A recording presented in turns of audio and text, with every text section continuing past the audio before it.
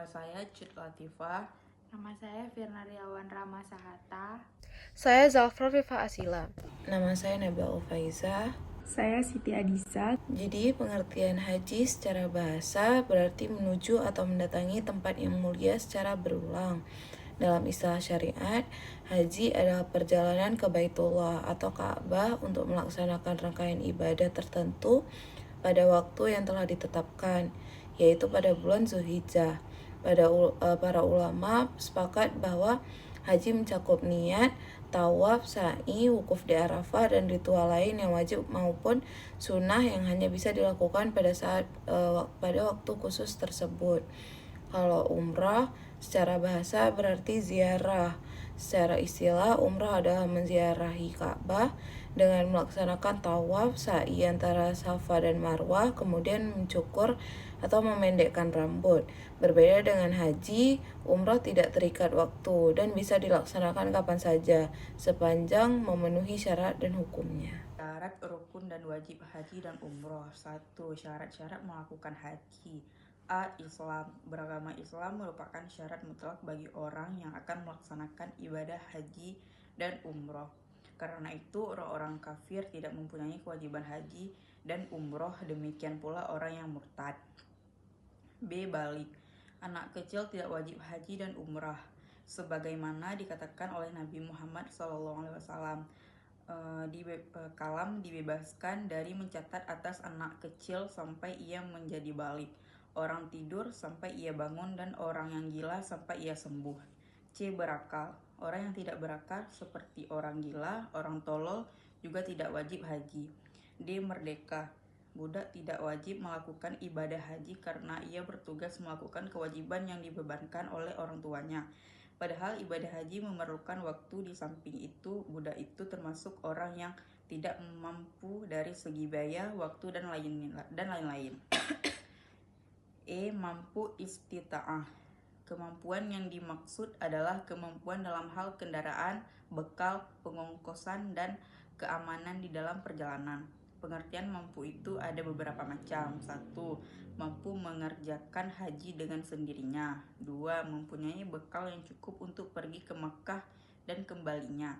3. Ada kendaraan yang pantas dengan keadaannya, baik kepunyaan sendiri ataupun dengan jalan menyewa. 4. Aman perjalanannya. Artinya di masa itu biasanya orang-orang yang melalui jalan itu selamat sentosa. Kemudian ada rukun haji dan umroh. Rukun haji yaitu terdiri dari ihram, yaitu niat untuk melaksanakan ibadah haji dengan menggunakan pakaian ihram. Kemudian ada wukuf, yaitu berdiam diri di padang Arafah pada tanggal 9 Zulhijjah. Kemudian ada tawaf, yaitu mengelilingi Ka'bah sebanyak 7 kali.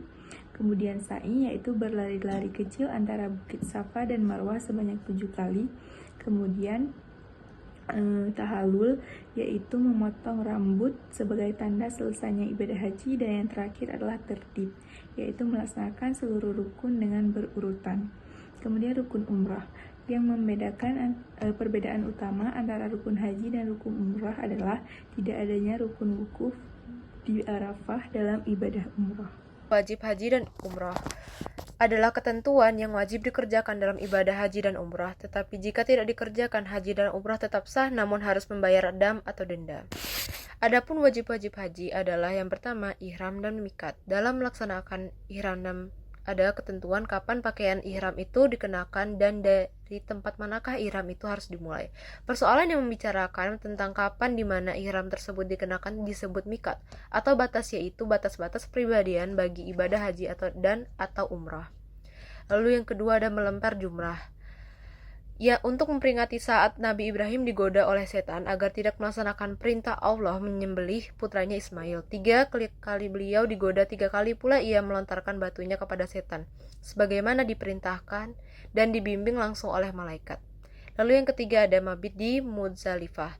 Bermalam mabit di Muzdalifah pada malam tanggal 10 Zulhijjah sesudah menjalankan wukuf di Arafah. Lalu ada mabit di Mina, bermalam mabit di mana pada harta syik, yaitu pada tanggal 11, 12, 13 Zulhijjah. Tawaf wada yakni tawaf yang dilaksanakan ketika akan meninggalkan Makkah menuju tempat tinggalnya. Kesimpulan, masalah pelaksanaan haji dan umroh adalah masalah yang penting karena termasuk dari bagian rukun Islam yang kelima. Pelaksanaan ibadah haji dan umroh haruslah sesuai dengan tata cara yang telah diatur dalam syariah Islam.